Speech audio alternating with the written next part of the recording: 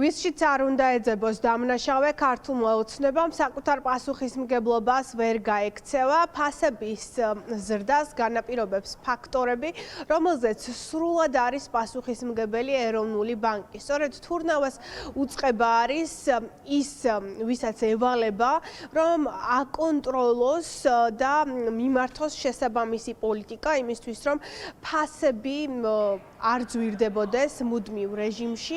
ეკონომისტები ამბობენ, რომ ეროვნულ ბანკთან ერთად ირაკლი კოლბახიძის ეკონომიკური გუნდის პასუხისმგებლობაც იკვეთება.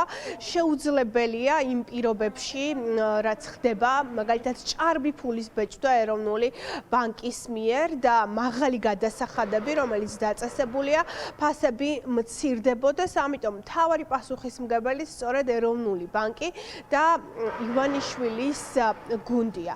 ჭარბი ფულის პრობლემა უკვე ძალიან დიდი ხანია, რაც დგას. ეროვნული ბანკი ბეჭდავს ლარს და ეს არის ლარის მასა, რომელიც ძალიან დიდია უკვე და სპეციალისტები საუბრობენ, რომ სწორედ ეს არის ერთ-ერთი მთავარი ფაქტორი, რაც იწვევს ფასების მატებას. უკვე ცალკე არის გამოსატანი დამატებითი ღირებულების გადასახადები, რომელიც სხვადასხვა პროდუქტებზე ფასებს აძვირებს. შესაბამისად, ახლა დამნაშავის სხვა განძიების ნაცვლად სპეციალისტები ურჩევენ ქართულ ოცნებას, რომ საკუთარი პოლიტიკა მიმართონ ისე, რომ ქვეყანაში ფასები მუდმივად არ იზრდებოდეს.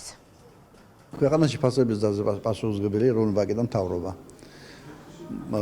ინფლაცია ეს არის ხელისუფლების ფულად საკერტო და საბიუჯეტო პოლიტიკის შედეგი. რატომ იზრდება ქვეყანაში ყველგან ფასები? განაცემენზე არის იზრდება ფასები, რომელიც 100%-ით როხაძესა და ივანიშვილს ეკუთვნის, არ გაორმაგდა ბინის ფასები საქართველოში. ვარი დამნაშავე არის საქართველოს ხელისუფლება. ფასების ზრდა გამოიწვია ეროვნული ბანკის ცუდმა პოლიტიკამ, ბიუჯეტის დეფიციტმა, ბიუჯეტიდან ასეული მილიონობის ფლანგვამ, მოპარვამ, ინფლაცია გამოიწვია იმ კორუფციამ, რომელსაც თავად ახლა ამხელებდა ეროვნულმა ბანკმა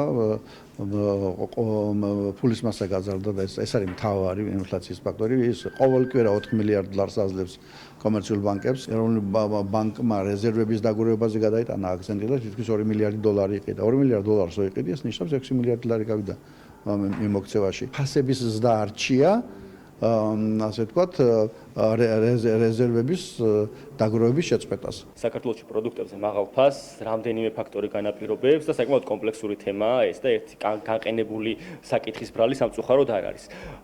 პრობლემა გვაქვს ჩვენ როგორც საგადასახადო ნაწილთან მიმართებაში, პრობლემა გვაქვს ჩვენ კონკურენციის ნაწილთან მიმართებაში, მაგრამ რაც მთავარი არის, ფასების კონტროლი ხელეწიფება ეროვნულ ბანკს. ეროვნულ ბანკის პოლიტიკას ჩვენ თუ შევხედავთ ბოლო წლების განმავლობაში ვერცერთხელ ვერ გაარტყა ეროვნულმა ბანკმა სამიზნე მაჩვენებელს, ან ზევით არის მისი ინფლაცია, ან ქვევით არის. თავისივე მაჩვენებელს ვერ არტყავს. თქვენ თუ შეხედავთ ახლა ლარის მასას, წლის დასაწყისიდან დღემდე მნიშვნელოვნად არის გაზრდილი და ეს ტენდენცია ბოლო რამდენიმე წელია გრძელდება. თუ დაუბეჭდავთ ბევრ ლარს, გვექნება მაღალი ინფლაცია და მაღალი ფასი პროდუქტებზე. ჭარბი ფულის მასა არის ერთ-ერთი მთავარი ფაქტორი, რასაც სპეციალისტები მიიჩნევენ პრობლემად და პასუხისმგებლობას პირველ რიგში აკისრებენ ეროვნულ ბანკს, რომლის პოლიტიკის შედეგადაც მიაჩნიათ ქვეყანაში ფასების მუდმივი ზრდა. კოლბახიძე შესაძლოა ხელს სუპერმარკეტებისკენ და ქსელური მარკეტებისკენ იშვერს, თუმცა თუ მონაცემებს შევხედავთ, ძალიან ცხადია, რომ მუდმივად ფასები იზრდება ყველაფერზე და ზუსტად ამას მოწმობს მათ შორის სტატისტიკის სამსახურის მონაცემებიც.